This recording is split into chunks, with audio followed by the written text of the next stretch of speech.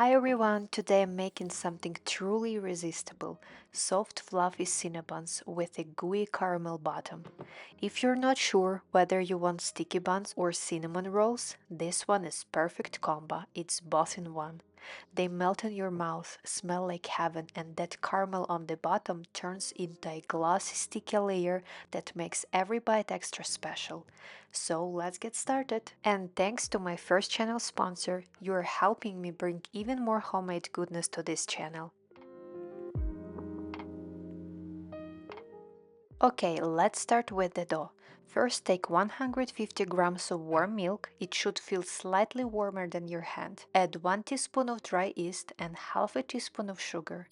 Give it a quick stir and let it sit while we prepare the other ingredients. You will see a light foam forming on top. That means the yeast is alive and ready to go. Now let's combine the dry ingredients. In the bowl of a stand mixer, add 300 grams of all-purpose flour, 12 grams of sugar and 4 grams of salt. Give it a quick mix to combine. For the wet ingredients, crack 1 large egg into a separate bowl and beat it slightly. Cut 55 grams of softened butter into small pieces so it blends in smoothly. We're going to knead the dough now. For this step I recommend using a stand mixer because it takes a while. Place a bowl on the mixer with the dough hook attached. Add the beaten egg and start mixing on medium speed. Pour in the yeast mixture and add 1 teaspoon of vanilla paste. Once the dough starts coming together, slowly add the softened butter, a few pieces at a time. Knead for 7 to 10 minutes. You can absolutely do it by hand, but it will be a little workout and takes about 20 minutes. At first the dough will feel a little sticky, but keep kneading. You will see it slowly become smooth, elastic and slightly glossy. To check if it's ready, stop the mixer and stretch a small piece of dough. If it stirs right away, keep kneading a little longer. When it's ready, it will stretch thin without ripping. Feel very soft to the touch and won't stick much to your hands.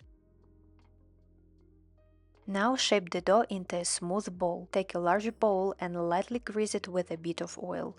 Place the dough inside and turn it a couple of times so it's evenly coated. Cover the bowl with plastic wrap and let it rest in a warm spot for about 1 to 1.5 hours, or until it doubles in size. While the dough is rising, let's prepare the caramel base. In a small bowl, add 110 grams of brown sugar, a small pinch of salt, 1 teaspoon of cinnamon, half a teaspoon of vanilla paste, 22 grams of heavy cream, 40 grams of honey, and 55 grams of very soft butter. Mix everything together until it's smooth and creamy. I like to start with a fork and once it softens, switch to a spatula to finish mixing. If your butter doesn't fully incorporate, don't worry, it will melt completely during baking. Now take your baking dish and spread the caramel mixture evenly across the bottom. Make sure to cover all the corners so every roll gets that buttery caramel layer underneath. It might look a little grainy right now, but that's totally fine. Once that's done, set it aside and let's move on to the filling. In a bowl, add 110 grams of sugar, 55 grams of very soft butter, 2 teaspoons of cinnamon, and 2 teaspoons of heavy cream. Mix everything together until you get a thick spreadable paste. If it feels too stiff, add just a little more cream to make it smoother and easier to spread. That's it, our filling is ready, and by now the dough should have risen beautifully. Once the dough has doubled in size, gently punch out the air and transfer it onto your work surface. I like to sprinkle just a little flour so it doesn't stick. Roll the dough out into a rectangle, about 30 by 45 centimeters or roughly 12 by 18 inches. Try to make the edges even, but don't stress, they don't have to be perfect.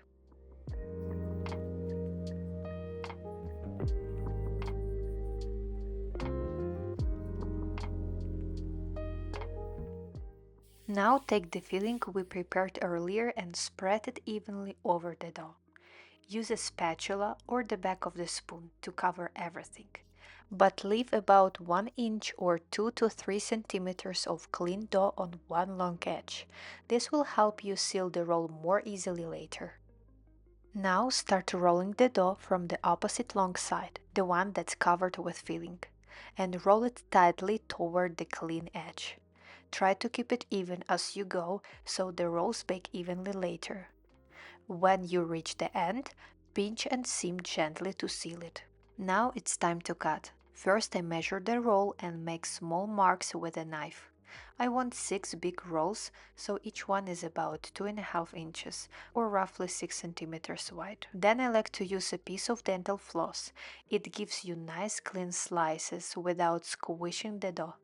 Slide the floss under the roll, cross the ends on top and pull gently to cut through. You can also use a sharp knife if you prefer, but make sure not to press down too hard so the rolls keep their round shape. Now take your baking dish with the caramel base we made earlier and carefully place the rolls inside. Arrange them evenly, leaving a little space between each one.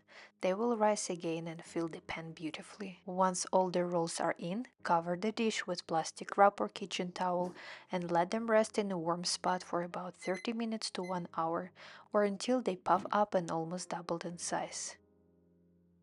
You will notice they will get really soft and start touching each other. That's exactly what we want. Before we bake our rolls, coat each one with a little heavy cream.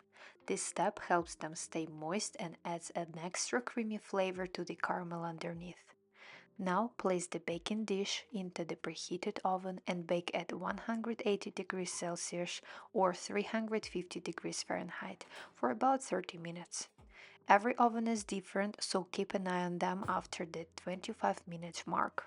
While our rolls are in the oven, let's make the cream cheese glaze. In a bowl, add 47 grams of powdered sugar, 40 grams of very soft butter, 80 grams of cold cream cheese, and 1 tablespoon of lemon juice. Use a hand mixer and beat everything together until it's smooth and creamy. The glaze should be soft, spreadable, and slightly fluffy. Once it's ready, set it aside until the rolls are done baking. When your rolls are golden brown and their initial temperature reaches 90 degrees Celsius or 194 degrees Fahrenheit, they are fully baked. Take them out of the oven and while they're still warm, spread on the cream cheese glaze. You can use a spatula or the back of a spoon.